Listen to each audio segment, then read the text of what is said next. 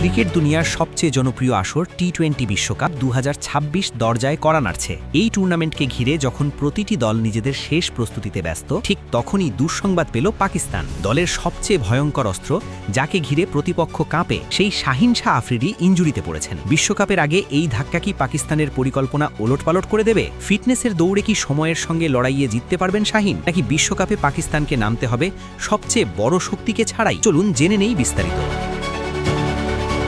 2026 টি-20 বিশ্বকাপ শুরুর আর মাত্র 38 দিন বাকি। এমন সময়েই বড় দুশ্চিন্তার খবর এলো পাকিস্তান শিবিরে। দলের তারকা বাঁহাতি পেসার শাহিন শাহ আফ্রিদি হাঁটুর ইনজুরিতে পড়েছেন, যার ফলে অস্ট্রেলিয়ার জনপ্রিয় ফ্র্যাঞ্চাইজি লিগ বিগ ব্যাশের চলমান আসর থেকে ছিটকে গেছেন তিনি। বিশ্বকাপের আগে এই ইনজুরি পাকিস্তান দলের জন্য নিঃসন্দেহে বড় ধাক্কা। প্রথমবারের মতো বিগ ব্যাশে ব্রিসবেন হিটের হয়ে খেলতে নেমেছিলেন শাহিন। নতুন লিগ, নতুন পরিবেশ, সব মিলিয়ে এই আসরটি ছিল তার জন্য গুরুত্বপূর্ণ প্রস্তুতির মঞ্চ। কিন্তু 27 ডিসেম্বর অ্যাডিলেড স্ট্রাইকার্সের বিপক্ষে ম্যাচের সময়ই ঘটে বিপত্তি। ম্যাচের 14তম ওভারে বোলিং করার সময় হঠাৎ করেই হাঁটতে সমস্যায় পড়েন শাহিন। ডান পায়ের হাঁটুতে ব্যথা নিয়ে ওভার শেষ করলেও এরপর আর বোলিং করতে পারেননি তিনি। পরবর্তীতে মেডিকেল পরীক্ষার পর জানা যায় হাঁটুর চোটের কারণে আপাতত মাঠের বাইরে থাকতে হবে এই পেসারকে। পাকিস্তান ক্রিকেট বোর্ড তাকে দ্রুত দেশে ফিরে পুনর্বাসন প্রক্রিয়ায় যুক্ত হওয়ার নির্দেশ দেয়। ফলে বিগ ব্যাশে তার যাত্রা থেমে যায় মাত্র 4 ম্যাচ খেলেই। ব্রিসবেন হিটের পক্ষ থেকে প্রকাশিত এক বিবৃতিতে শাহিন আফ্রিদি বলেন, দলের প্রতি এবং সমর্থকদের ভালোবাসার জন্য তিনি কৃতজ্ঞ। ইনজুরির কারণে হঠাৎ বিদায় নিতে হলেও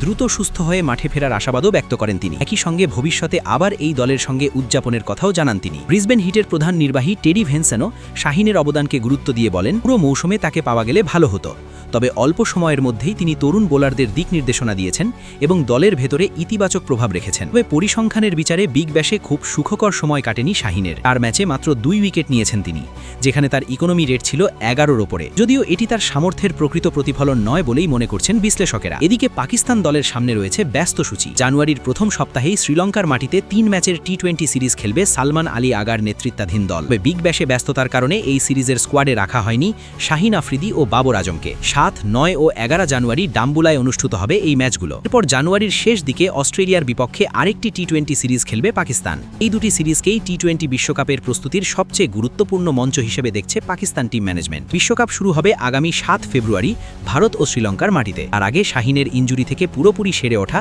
এবং ম্যাচ ফিটনেসে ফেরা নিয়ে রয়েছে বড় প্রশ্ন। পাকিস্তানের বোলিং আক্রমণের মূল ভরসা যে শাহিন আফ্রিদি, তা আর নতুন করে বলার অপেক্ষা রাখে না। এখন সময়ের সঙ্গে পাল্লা দিয়ে লড়াই শাহিনের। তিনি ফিরতে পারলে পাকিস্তানের আত্মবিশ্বাস বাড়বে কয়েক গুণ। আর যদি শেষ মুহূর্তে বাধ্য হয়ে তাকে ছাড়াই বিশ্বকাপে নামতে হয়, তাহলে পাকিস্তানের পরিকল্পনায় আসতে পারে বড় পরিবর্তন। বিশ্বকাপের আগে এই অনিশ্চয়তাই এখন সবচেয়ে বড় দুশ্চিন্তা পাকিস্তান শিবিরের।